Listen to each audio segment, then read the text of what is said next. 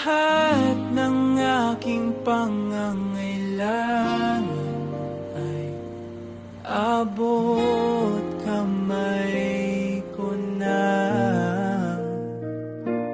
Hindi ba sa pagkasanggol pa lamang natuto tayo na dumapa ayon sa ating kakayahan? Gumapang ng unyapit, umampang humakbang ayon sa ating kakayahan.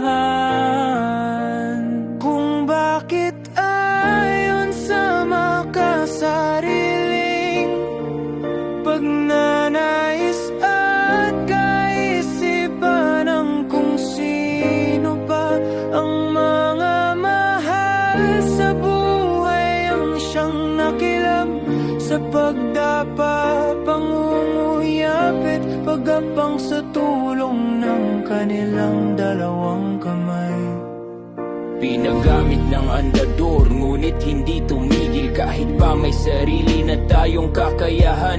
Iniaalay pa ng kanilang sariling kamay upang ika'y hindi tayo masaktan kung madupilas. Inihanda ang lahat-lahat, inihain at isinubo, maging ang mga mugmog, maging ang laya ay pinigilan. Huwag ganyan, huwag yan, hindi dapat yan ganito. Sumunod ka lamang sapagkat ikaw ay wala pang alam.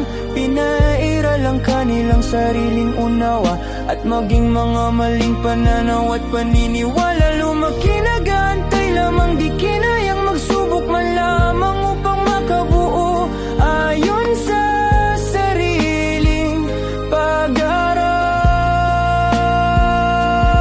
Nalukuban, natulungan pa ng naglipa ng pananaw na ayon ni ka sa kasulatan. Ganito at ganito lamang, ngunit tatapwat subalit salamat na lamang at may nasumpungan higit sa mga ito.